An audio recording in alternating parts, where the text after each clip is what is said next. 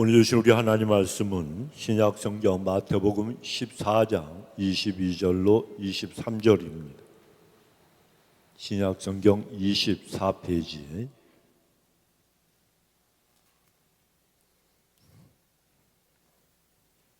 마태복음 14장 22절로 33절까지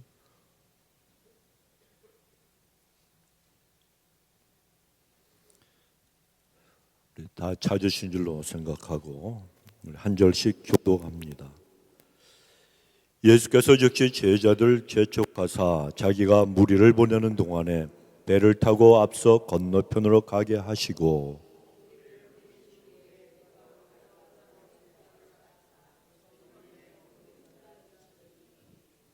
배가 이미 육지에서 수리나 떠나서 바람이 거슬림으로 물결로 인하여 고난을 당하더라.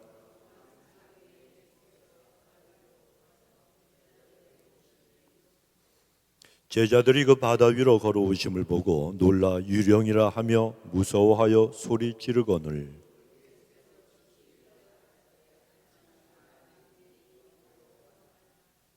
베드로가 대답하여 가로되 주여 만일 주시거든 나를 명하사 무리로 오라 하소서 한데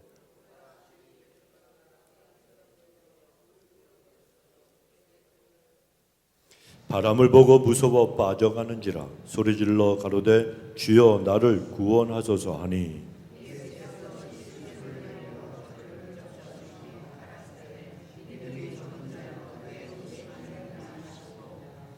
배에 함께 오름에 바람이 그치는지라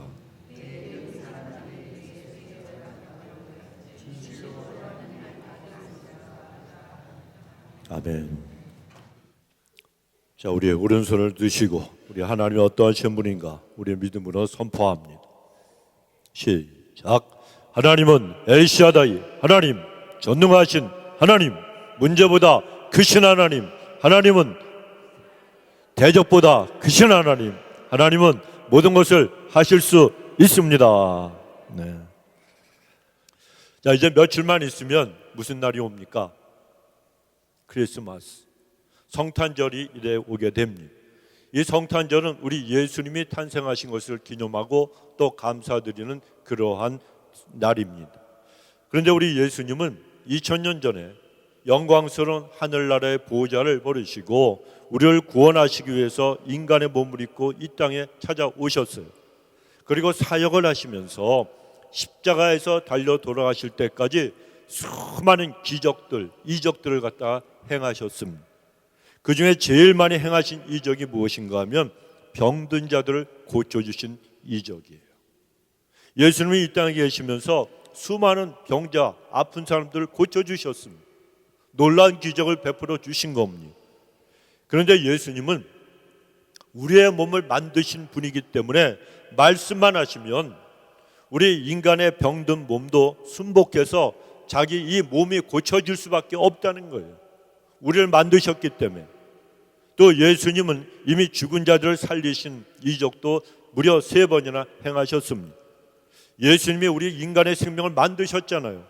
그리고 생명의 주인이 되시기 때문에 죽음, 이 사망도 예수님 앞에서는 순종할 수밖에 없었기 때문에 그렇습니다.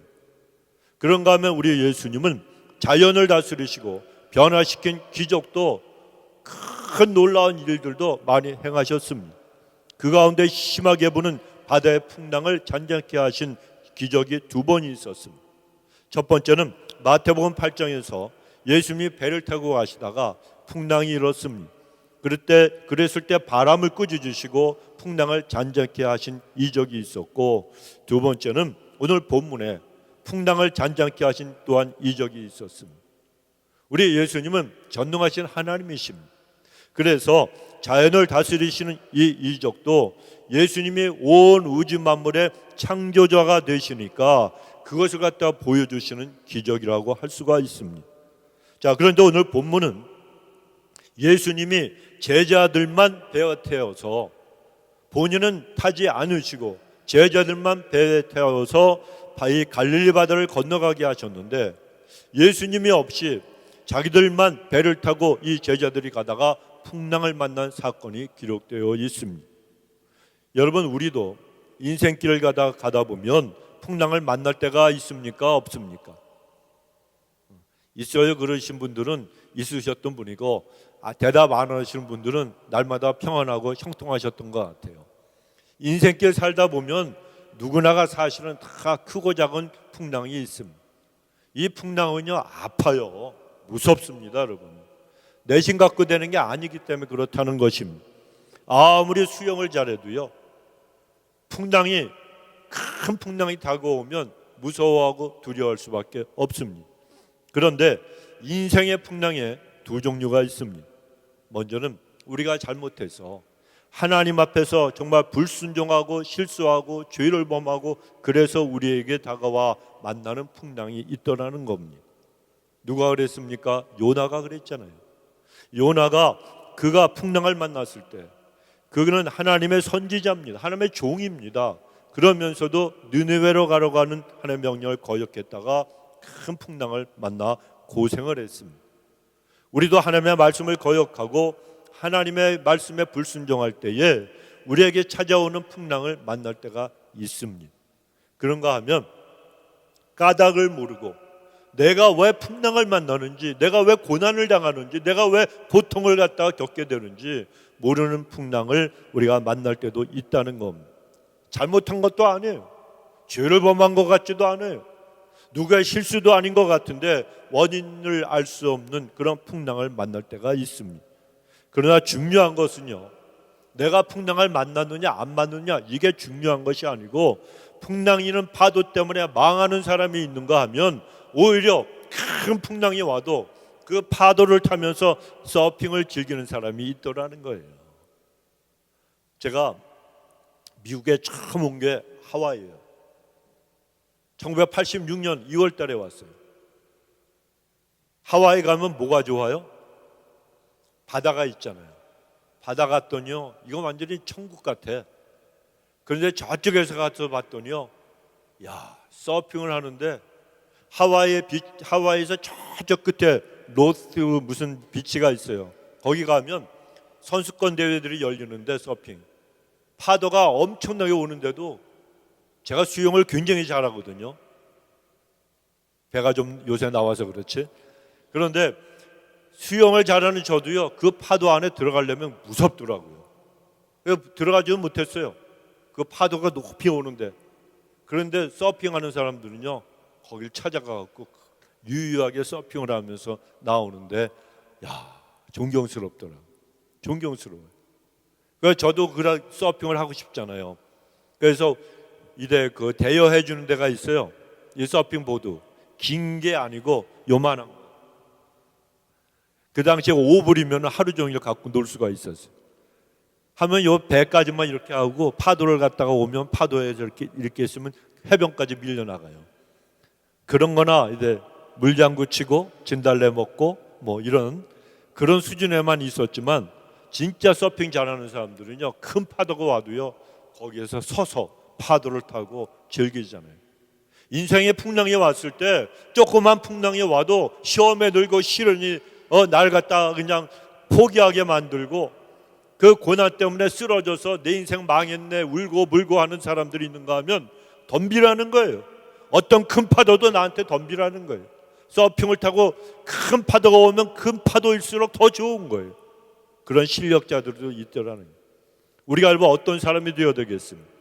큰 시험과 고통과 고난이 와도 이까짓것 하면서 우리는 서핑을, 시험과 고난과 그리고 큰 풍랑을 즐길 수 있는 믿음의 사람들이 되어야 되는 거예요. 아멘 하시는 분들은 그런 자격이 있고, 아멘 안 하시는 분들은 아직까지도 풍랑이 조금 일면 무서워하시는 것 같아요. 그러나 여러분, 그렇게 하지 마십시오. 우리가 오히려 풍랑이 와도 주님 때문에 풍랑이 와도 내가 서핑보드에 올라서기만 하면 주님이 날 붙들어 주신다니까요. 이 믿음만 있으면 우리는 망하지 않고 우리 인생 끝나는 것이 아니라는 거예요. 그때부터 주님의 손을 잡으니까 내 인생이 그때부터 시작이 되는 거예요. 여러분, 그 사실을 우리가 믿어야 됩니다. 오늘 본문에서 풍랑이는 파도를 만난 이 제자들 두려움 때문에 아우성을 쳤잖아요. 오늘날도 인생에 다가오는 풍랑을 보면서 괴로워하기만 하는 사람들이 있어요. 아이고 내 팔자야, 아이고 내가 남편을 잘못 만나서, 내가 와이프를 잘못 만나서, 내가 부모를 잘못 만나서, 내가 직장 상사를 잘못 만나서, 내가 사업을 갖다 잘못 경영해서 아이고 내 팔자야 하면서 주저앉아서 원망하고 불평하며 쓰러져가는 사람들이 있다는 거예요. 아우성을 치는 거예요. 또 아침에는 승리했는데 저녁에는 아픈 실패에 그리고 패배에 신음소리를 내면서 어저께는 행복하게 신앙생활을 했는데 오늘은 가슴을 치고 한탄하며 신앙생활하며 살아가는 사람들도 있다는 것입니다. 그러나 우리 그리스도인들은 언제나 어떠한 풍랑이 다가오다 할지라도 그 풍랑을 밟고 그 위에서 승리하는 사람들이 반드시 되어야 합니다. 우리는 그럴 수가 있습니다. 그를 위해서 오늘 하나님께서 본문의 말씀을 내용을 통해서 우리에게 들려주시는 음성이 있어요. 말씀이 있다는 거예요. 첫째는 언제나 우리의 삶의 현장과 고난의 현장에도 주님이 우리와 함께 계시는 것을 확신하라는 거예요. 이게 뭡니까? 믿음이라는 거예요. 우리를 지옥의 형벌에서 구원해 주신 하나님이 이 땅에서도 우리가 고난과 어려운 그 풍랑을 갖다 만났을 때 안 건져 주시겠습니까? 당연히 건져 주시는 거예요. 당연히 건져 주시는 거예요. 오늘 본문의 22절에 보면 예수님께서 제자들을 재촉하사라고 이렇게 말씀을 하십니다. 예수님이 재촉하셨대요. 이 말씀의 원문의 뜻이 무엇인가 하면 억지로 가게 한다는 거예요. 빨리빨리 와, 빨리빨리 배 타, 이게 아니에요. 등을 떼밀고 억지로 빨리 안 타? 확 그냥 빨리 타!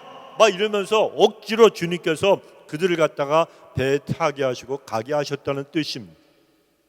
무슨 말씀인가 하면 제자들이 가기 싫어했어요. 그러는데도 예수님은 빨리 배를 타고 떠나라고 억지로 등을 떼미셨다는 그런 뜻입니다. 그렇다면 여러분 생각을 해보십시오. 왜 제자들이 배를 타고 떠나기를 싫어했겠습니까? 우리가 이걸 알려면 지금 제자들이 떠나기를 싫어하고 그냥 머물러 있기 원하는 장소가 어디인가 이걸 우리가 알아야 됩니다. 제자들이 지금 계속해서 여기가 좋사오니 하고 머물러 있기를 원하는 곳은 예수님께서 오병이어의 기적을 베풀어 주신 벳세다 광야라고 하는 곳입니다. 그곳에서 주님은 물고기 2마리 그리고 보리떡 5개로 남자만 5,000명이에요. 남녀노소 모두 합치면 수만 명이 넘는 사람들을 먹이시는 기적을 베풀어 주셨습니다. 자, 그러니 지금 사람들이 얼마나 지금 익사이팅 하겠습니까? 사람들이 놀라운 기적을 보니까 얼마나 흥분이 되었겠습니까? 은혜 받고 난리도 아닌 그런 상태였습니다. 그런데 예수님은 그곳에서 빨리 떠나라는 거예요. 만약에 여러분 그런 기적이 일어났어요.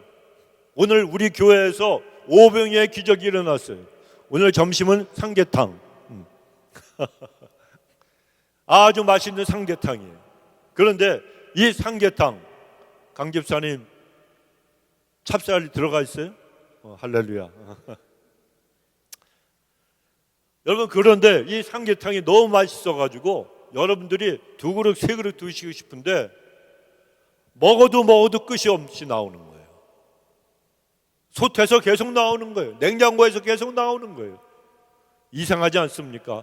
이런 기적이 일어나면은 여러분 얼마나 좋아요. 아, 배부른데요? 아니, 배부른 게 아니고 그거 갖다 또 팔면 되잖아. 하여튼 여러 가지 기적이 일어났어요. 여러 가지 은혜가 내려요. 그러면 은혜 받고 하나님의 역사가 일어났다고 얼마나 여러분 기뻐하시겠습니까? 그러면 여러분 친교실, 교육관, 우리 교회 부엌까지라도 아마 부엌은 꽉 찰 거야. 솥에서 어떻게 이렇게 나오는가? 그냥 교회를 떠나기 싫어서 모든 분들이 은혜 받고 봤어? 어떻게 그렇게 됐지? 야, 하나님이 살아계시네. 이러면서 이 사람들은 뭐 엄청나게 그 사람들이 떠나려고 하지 않을 거예요. 똑같다는 겁니다. 벳세다 광야에서 엄청난 기적이 일어났습니다. 그러니까 난리도 아니었어요. 그러니까 제자들이 떠나고 싶어 한 것이 아니라는 겁니다. 그런데도 주님은 억지로 제자들을 빨리 배에 안 타? 빨리 타! 그러면서 그들을 떠밀어서 배를 타고 떠나게 재촉을 하셨습니다. 그렇다면 왜 그렇게 하셨겠습니까? 한 가지 이유 때문입니다. 제자들을 그 크고 놀라운 이적의 장소에서 떠나게 하심으로 예수님께서 행하신 일이나 아니면 축복이나 이 땅의 축복 이런 일에만 집착하지 않도록 하기 위해서 그러셨다는 거예요. 너희들은 다른 곳을 보지 말라는 거예요.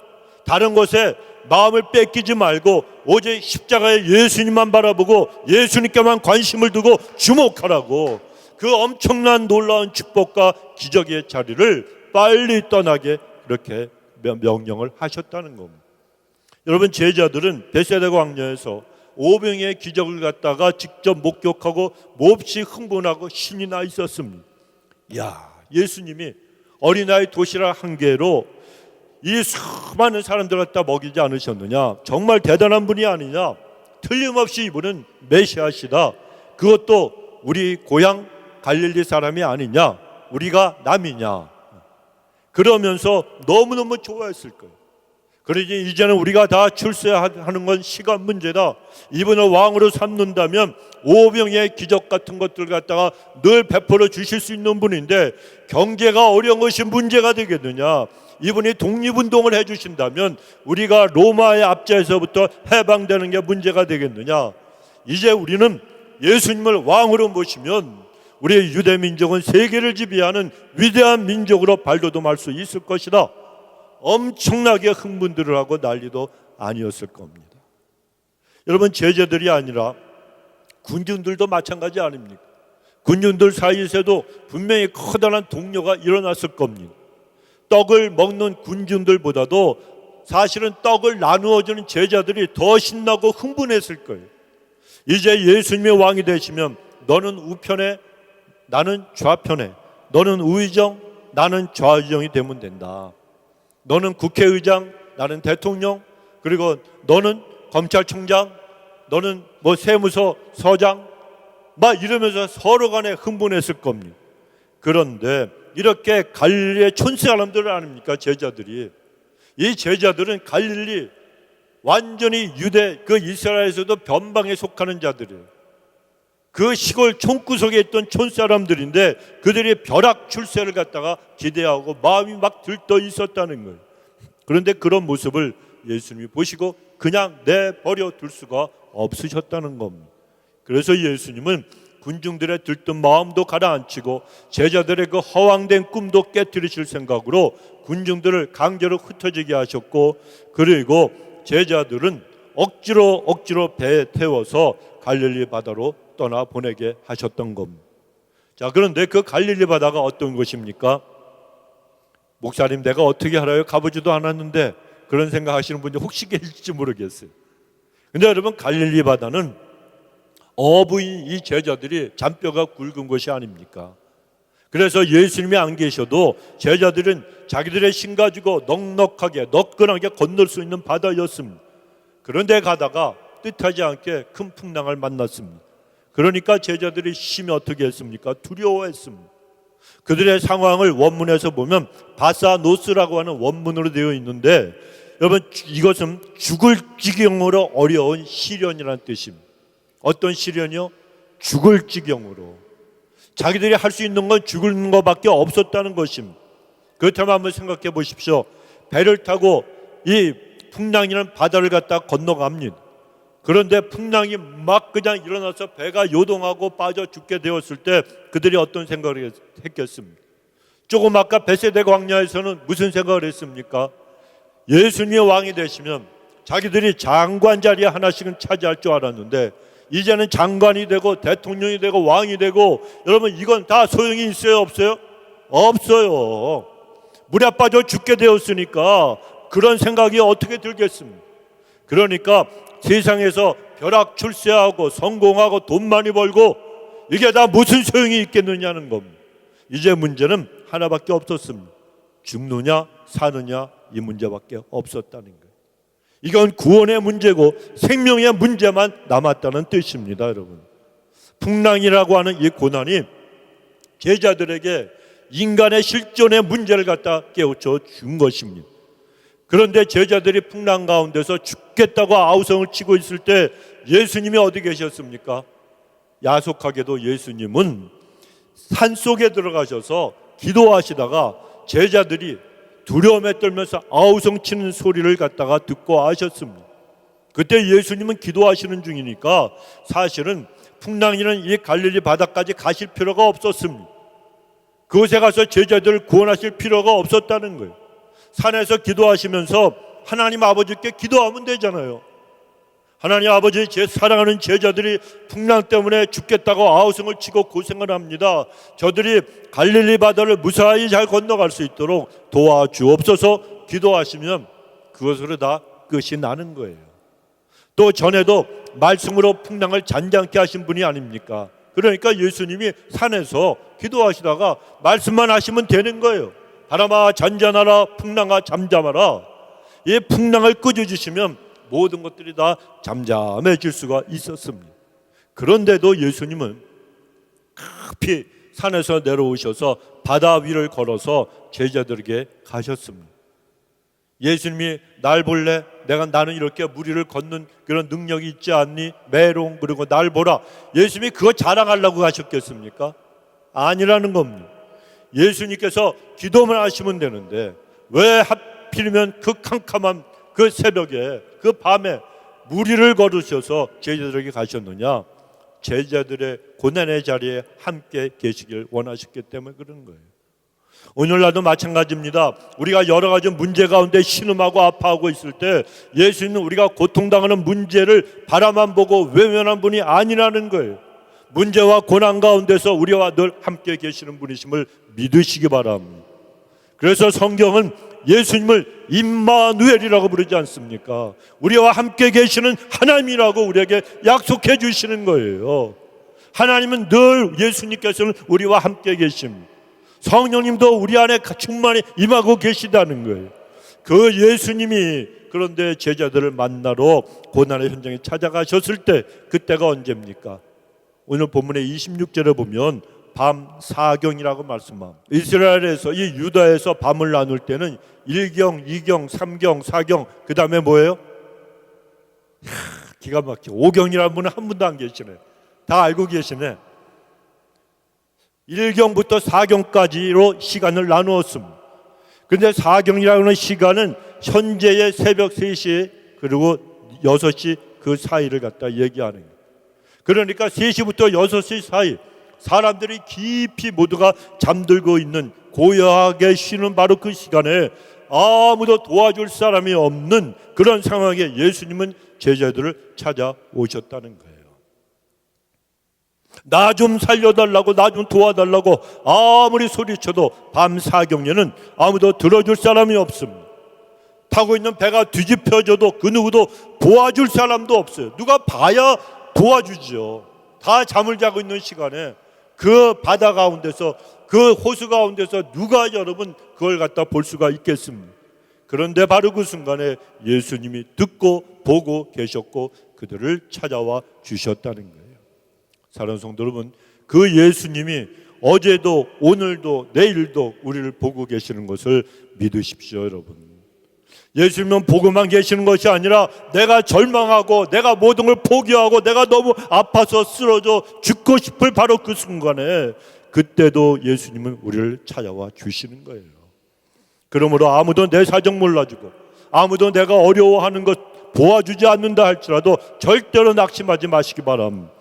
마귀는 속삭입니다. 네 인생은 끝나서 너는 죄를 지었고 너는 허물이 많고 너는 너무나도 연약해서 암만 결심하고 네가 예수님을 잘 믿어글래도 너 같은 인간은 안 돼. 우리를 공격하고 시험에 들게 하고 자포자기하게 하고 신앙생활에서 실족하게 만들어도 여러분, 하나님은 우리를 포기하지 않으신, 죽음보다 무서운 열심을 가지고 하나님께서 예수님을 보내셔서 피 흘려 그 피로 우리를 살려주신 거예요.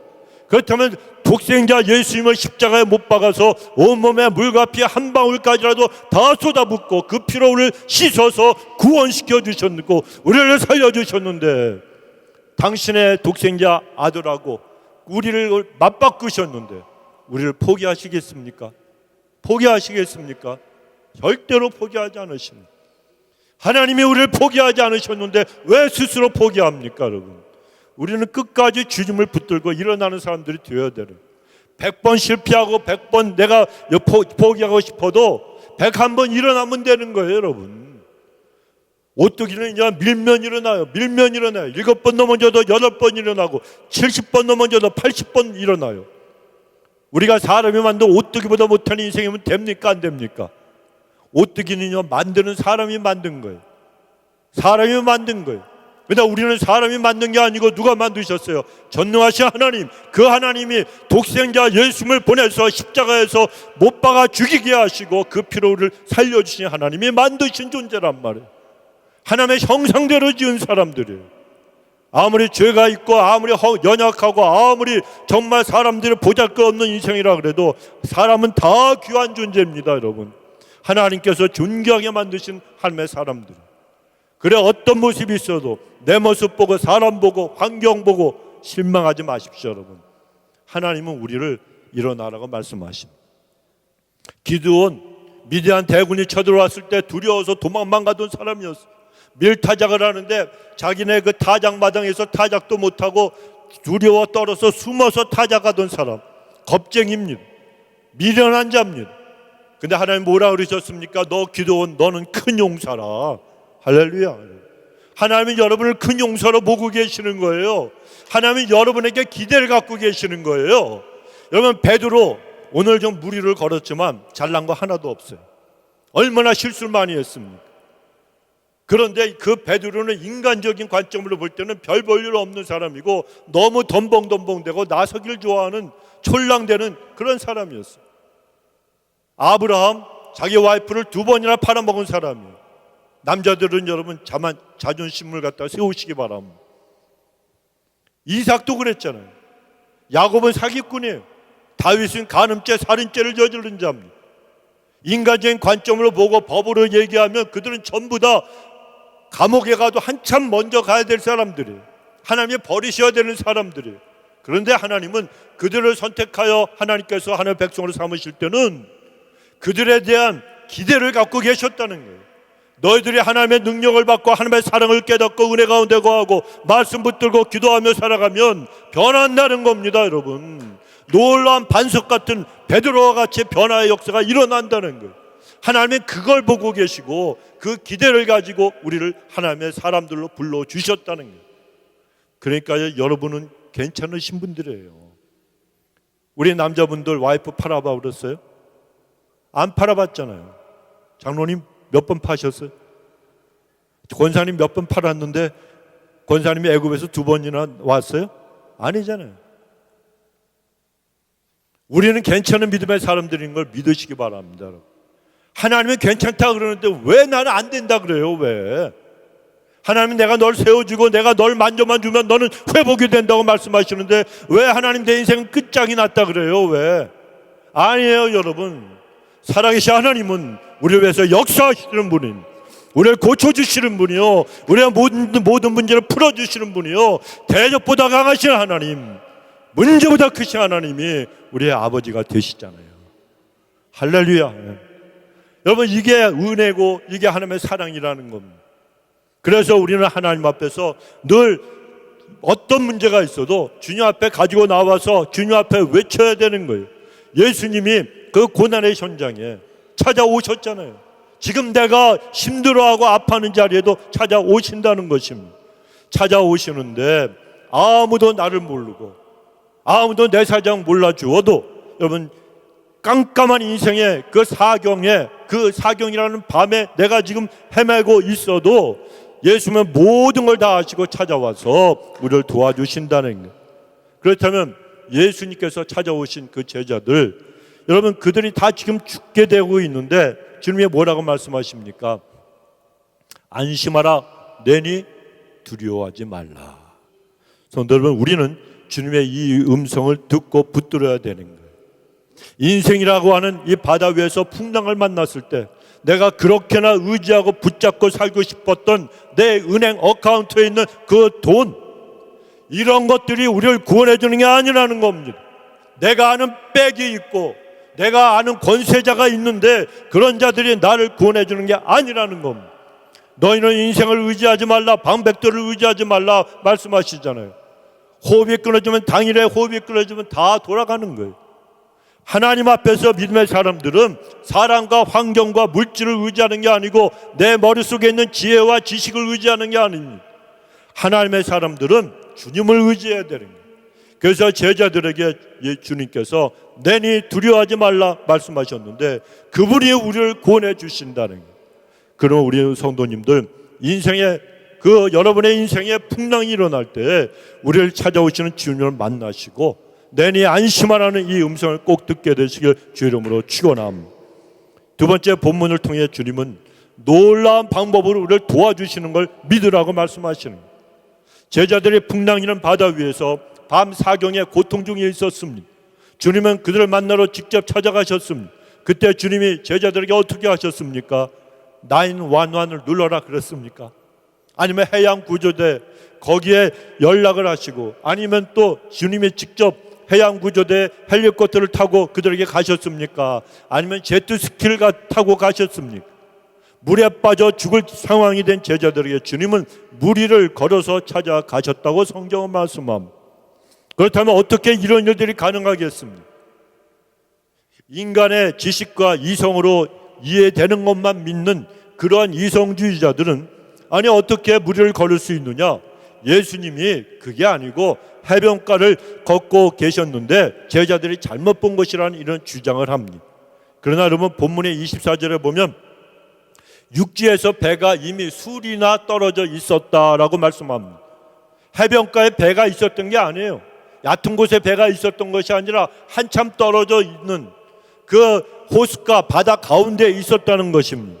자, 그런데 성경에서 우리는 예수님이 무리를 걸어 오셨다고 말씀하시면 그냥 걸어 오셨구나라고 믿으면 되는 거예요. 예수님 믿는 사람들은 뭘 잘해야 돼요? 그러려는 일을 잘해야 된다 그랬죠. 누가 내 속을 박박 긁어도 누가 날 갖다가 아프게 하고 섭섭하게 해도 그냥 그러려니 연약한 인간이니까 허물 많은 인생들이니까 그러려니 나도 그러는데 그러려니 하면서 넘어가면 되는 거예요. 뭘 잘났다고 무슨 자존심이 우리는 예수님을 갖다 십자가에 못 박아 죽인 자들이에요. 무슨 여러분 자기가 자존심이 있습니까? 무슨 자기 긍지가 있습니까? 우리는 주님의 십자가의 은혜로 구원받고 예수님 하면 다 지옥에 떨어져야 되는 인간들이란 말이에요. 우리만 그런 게 아니고 모든 인류가 다 그래요.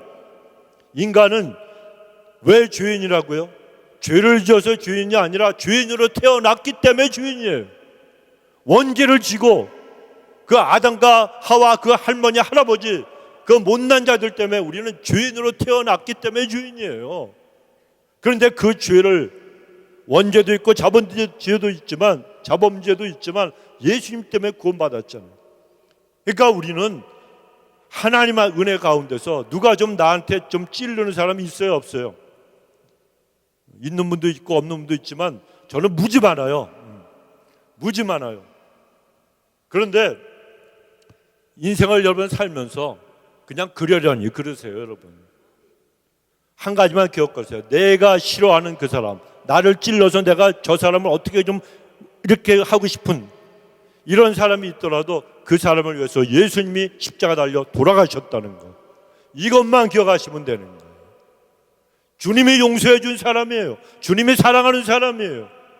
그래서 우리는 이 모든 걸 주님 앞에 맡기고 그리고 주님 앞에 그를 위해서 축복해 주면 하나님의 역사가 반드시 일어나는 거예요. 세상에서 제일 기쁘고 제일 감사한 게 뭔지 아십니까? 나하고 관계가 섭섭한 관계 아니면 원수진 관계 이것이 풀어져 가지고 서로 허그하는 거, 이것만큼 기쁜 일이 없어요, 여러분. 그러니까 여러분 주님 앞에서 언제나 십자가를 붙들고 정말 십자가의 주님을 만난 사람은 다 용서하고 그러려니 할 수가 있는 거예요. 또 한 가지 그러려니는 하나님의 말씀 가운데 동정녀에서 예수님이 탄생하신 거 여러분 어떻게 믿을 수 있어요? 표정을 보니까 다 믿으시는 것 같아. 죽은 자를 살리셨대요. 어떻게 믿어요? 못 믿어요. 근데 우린 믿어지잖아요. 이게 뭐예요? 은혜예요, 여러분. 성령님의 은혜가 있어서 믿어지는 거예요. 그러니까 성경의 기적들을 보면 그냥 그러려니 하고, 여러분 달나라 가보셨어요? 달은 보이잖아요. 금성은 새벽에만 봐요. 그런데 그 너머에 있는 뭐 희한한 별들이 많이 있더라고요. 토성, 목성 눈으로 보이십니까? 우리는 그게 있는 거 알아요? 몰라요? 알아요. 왜? 천문학자들이 얘기하니까. 천문학자들이 얘기하면 그냥 믿으면서 하나님의 성경에서 말씀하신 걸 왜 못 믿냐 이거예요, 여러분.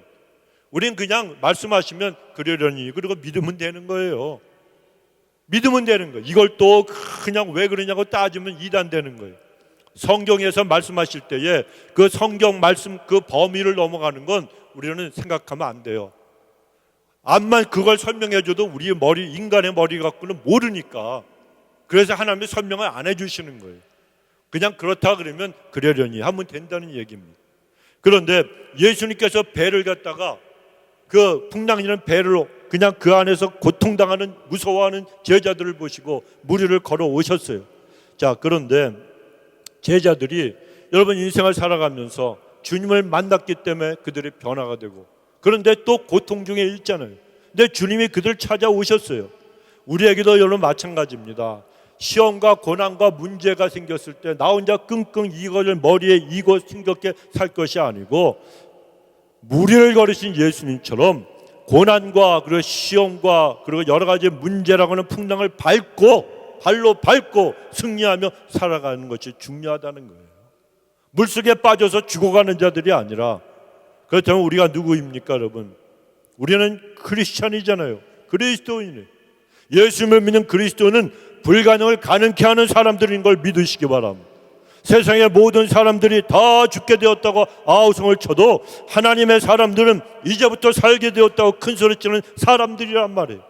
세상의 모든 사람들은 나는 이제 망했다, 너는 다 망했다, 우리는 망했다 아우성을 쳐도 우리 하나님의 백성들은 하나님이 함께 계시면 능히 승리할 수 있다라고 고백하는 사람들이라는 겁니다.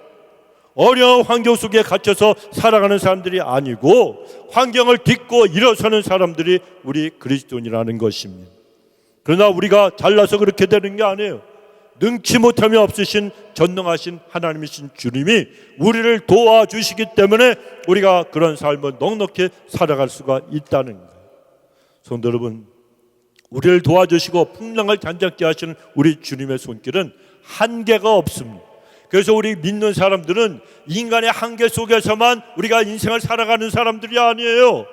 주님의 능력을 힘입어서, 주님의 사랑을 힘입어서 우리는 인간의 능력을 초월해서 그 한계를 뛰어넘는 자들이 되어버린 거예요. 요셉의 가지가 담장을 뛰어넘었다 말씀하지 않습니까?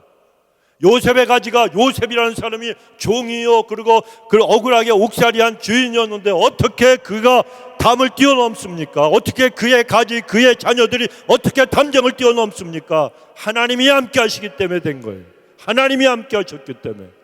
그래서 여러분, 우리는 하나님 앞에서 믿음을 가지고 말씀 붙들고 순종하며 살아가기만 하면 우리는 여러분 인간의 한계를 뛰어넘는 기적을 체험하며 살아갈 수가 있다는 거예요.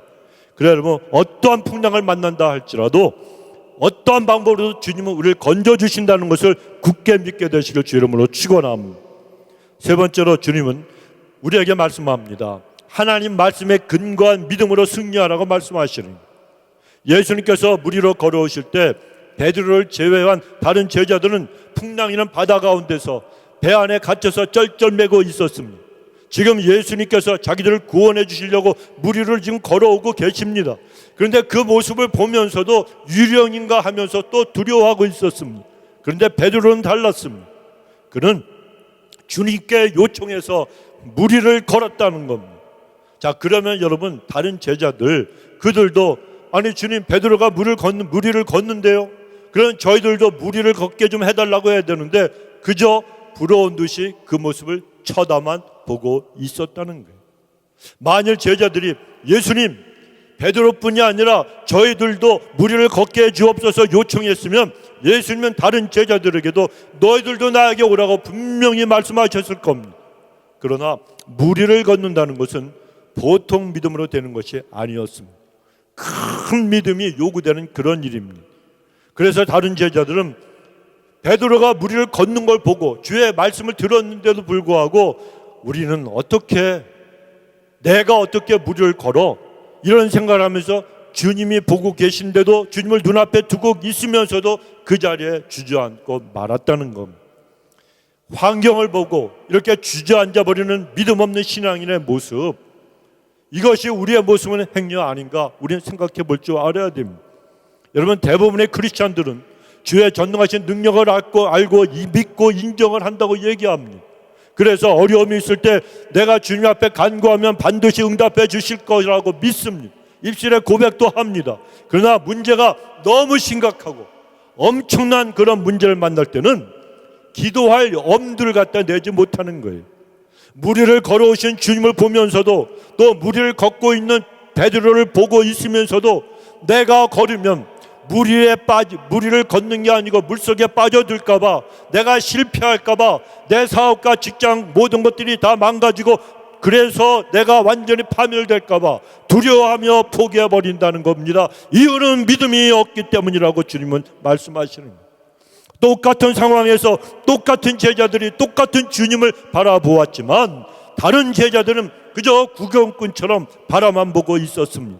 그러나 베드로는 믿음으로 바다 위를 걸어가는 기적의 주인공이 되지 않았습니까? 주님은 말씀하시는 거예요. 너희가 얻지 못하면 구하지 아니하기 하기 때문이라. 믿음으로 구하지 않으니까 얻지 못한다는 겁니다. 여러분, 이 시간에 여러분이 구하기에는 너무나도 아픈 문제, 아무리 하나님이라도 내 기도는 못 들어주실 것 같은 엄청나게 큰 것 같이 느껴지는 문제, 그래서 그냥 접어만 두었던 기도 제목들 몇 가지 다 있지 않으십니까? 그냥 접어두고 포기하고 있던 그 기도의 제목들 이 시간에 믿음으로 펼쳐서 다시 한번 믿음으로 구하시길 바랍니다. 믿음으로 두드리면 반드시 얻게 될 줄로 믿습니다. 오랫동안 병으로 신음하며 고생해 오신 분들도 절대로 포기하지 마시기 바랍니다. 죽은 자를 살리시고 그리고 앉은 뱅이를 일으키시고 눈먼 자의 눈을 다 뜨게 하신 주님을 믿고 이 시간 여러분의 질병을 주님 앞에 다 맡기시기 바랍니다. 삶 속에 풍랑이는 문제가 있어서 절망하는 분들, 낙심하는 분들도 비낭하리에 포도주가 넘치게 하신 우리 주님의 능력을 믿으시기 바랍니다. 모든 사람들이 불황이라고, 경제가 엉망이라고 고민하는 가운데서도 믿음을 가지고 주님을 의지하여 일어나는 사업가들, 비즈니스 하시는 분들 다 되시길 바랍니다. 주저앉아 있는 그 11 제자들과는 달리 베드로는 오라 하시는 주의 말씀이 떨어지자마자 그는 바다 위로 발을 내딛기 시작했습니다. 이 얼마나 엄청난 여러분 도전입니까? 주님 말씀하시면 이미 다 이루어지신 것입니다 라고 주님의 축복을 선언하셨으면 기쁨으로 받아 간직하면 내 것이 됩니다. 나는 무리를 걷습니다. 이런 믿음으로 베드로는 풍랑이는 바다에 발을 내디뎠던 거예요. 그의 눈에는 큰 파도가 보였습니다. 그는 그러나 그것을 무시해버렸습니다. 오직 파도 위로 걸어오시는 예수님, 파도 이 풍랑마저 다스리시고 잔잔케 하시는 예수님만 바라보고 그는 예수님께로 걸어갔습니다.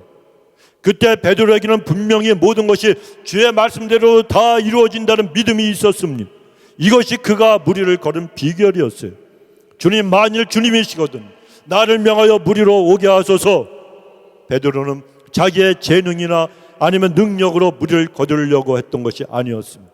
주의 말씀을 붙잡고 말씀에 의지해서 무리를 걷게 된 것입니다. 그러나 만일 주님이 오라고 하지도 않았는데 갔다면 베드로가 어떻게 되었겠습니까? 틀림없이 주님이 오라고 하시지도 않았는데 여러분 물속에 빠져들 수밖에 없었어요. 오늘날도 마찬가지입니다. 만일 주님이 우리에게 오라고 하시지도 않았는데 우리가 여러분 가면은 어떻게 됩니까? 망하고 물속에 빠져드는 것밖에 없습니다. 여러분, 베드로가 왜 하나님 앞에서 귀하게 쓰임 받았느냐? 말씀하시면 그 말씀을 믿고 그대로 순종했기 때문이에요. 우리도 마찬가지라는 겁니다. 그런데요, 재미있는 게 있습니다. 이렇게 말씀을 붙들고 바다 위를 걸어가던 베드로 어떻게 되었습니까? 나중에는 물속에 빠졌어요, 안 빠졌어요?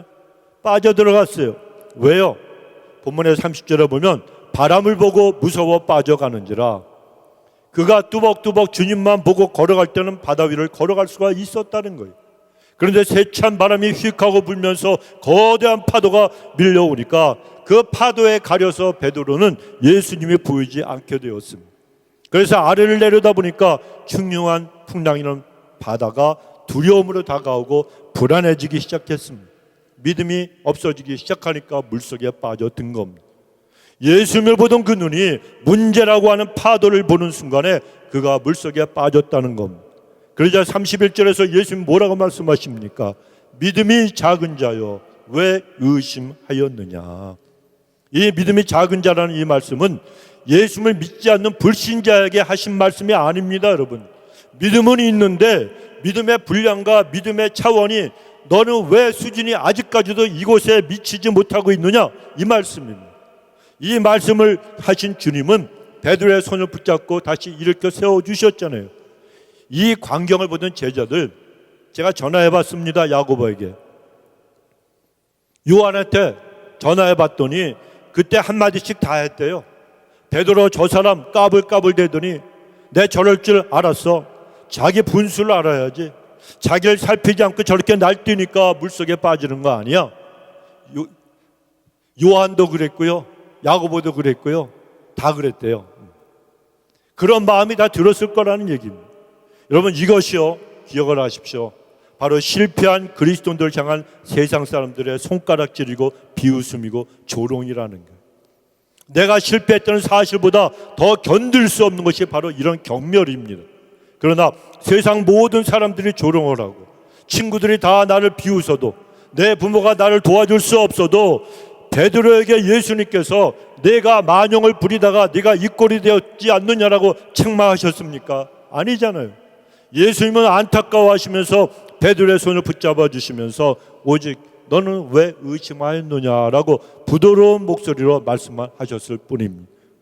여러분, 우리가 다만 기억해야 될 것은 우리에게 믿음이 있다 할지라도, 그리고 내가 말씀을 듣고 달려간다 할지라도 때로는 우리들도 물속에 빠질 수 있다는 사실을 우리는 기억을 하고 알고 있어야 되는 거예요. 여러분, 하나님의 사람들도 내 건강이 물속에 빠져들 수가 있습니다. 하나님의 사람들도 사업이 물속에 빠져들 수가 있어요. 내 가정의 행복이 물에 빠질 수도 있습니다. 그러나 풍랑이는 물속에 깊이 깊이 빠져 들어간다 할지라도 천부여 의지 없어 손들고 옵니다. 항복하고 주님께 나오면 주님은 반드시 우리의 손을 붙잡아 주시고 세워주신다는 것을 기억을 하시기 바랍니다. 예수님은 멀리서 우리를 바라만 보시는 분이 아니라 내 곁에서 나와 함께 계시는 분이기 때문에 그렇습니다. 세상 모든 사람들이 우리의 곁을 떠나는 그 순간에도 예수님은 우리 곁에서 우리를 붙들어 지켜주시는 분이라는 것입니다. 그러면 여러분, 어떤 순간에도 말씀만을 붙들고 그 말씀 위에서 말씀의 은혜를 누리면서 신앙생활 하시기 바랍니다. 마지막으로 오늘 본문에서 제자들이 풍랑을 만나 이 허우적거리는 모습을 보면서 여러분 생각해 보십시오. 예수님은 다 아시는 분이에요. 모든 걸 아시는 분이에요. 과거, 현재, 미래를 다 아세요. 그런데도 불구하고, 그렇다면 예수님께서 제자들이 풍랑을 만날 걸 아시면서도 왜 그 제자들을 갈릴리 바다로 배 타고 가라고 말씀하셨겠습니까? 제자들이 버릇이 없고 예의가 없어서 너희들 좀 맛 좀 봐라, 혼 좀 나봐라, 그래서 그러셨겠습니까? 아닙니다. 이유가 있습니다. 풍랑을 통해서 또 베드로가 물에 빠진 실패를 통해서 제자들이 예수님이 과연 누구신가를 확실하게 믿고 알게 하려고 그러셨다는 겁니다. 물 위를 걷게도 하시고 물속에 빠져드는 자를 또 다시 건져도 주시고 풍랑도 바람도 잠잠하게 하신 주님이 내 인생의 시련과 풍랑, 이 모든 것들도 다 잠잠케 하시는 분이고, 역사의 흥망성쇠와 내 인생의 살고 죽는 문제와 모든 생사 화복을 주장하시는 분이, 진실로 진실로 예수님은 하나님의 아들이십니다라고 고백하게 만드시려고 그렇게 하셨다는 거예요. 그래서 제자들도 본문 33절에서 뭐라고 고백을 합니까? 배에 있는 사람들이 예수께 절하여 가로되 진실로 하나님의 아들이소이다. 성도 여러분, 우리 그리스도인들은요, 풍랑 속에서도 파도 속에서도 그 가라앉는 배 속에서도 하나님을 예배하는 사람들이 되어야 합니다.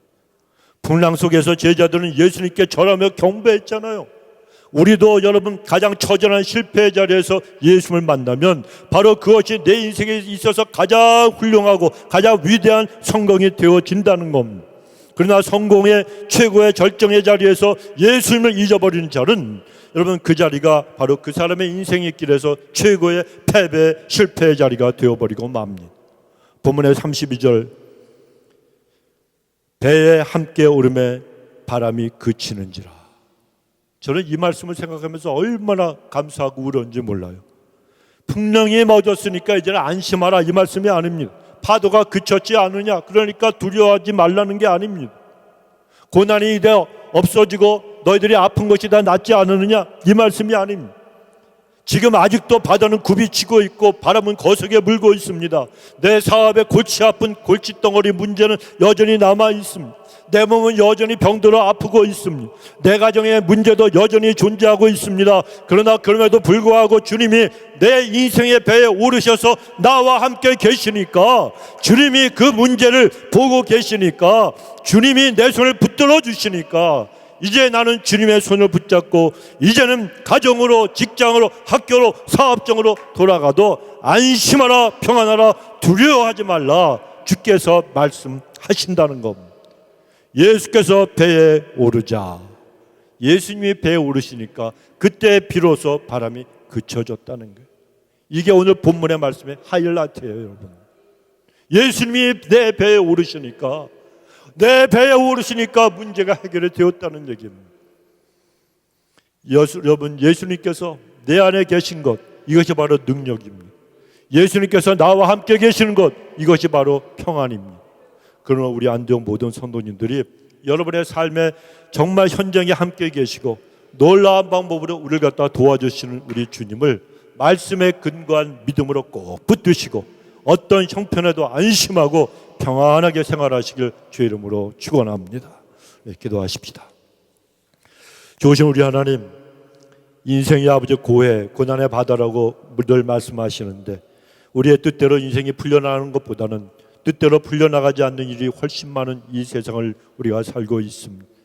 하나님, 죄인된 우리를 구원하여 주셔서 하나님의 존귀한 백성으로 삼아 주셨는데, 하나님, 우리는 우리의 인생 끝나는 그날까지 주님을 꼭 붙들고 살길 원합니다. 하나님 앞에 우리가 기도할 것은, 주님, 나는 죄인입니다. 나를 불쌍히 여겨 주옵소서. 이 기도를 잃어버리면 우리는 아무것도 아닌 인생이 됩니다.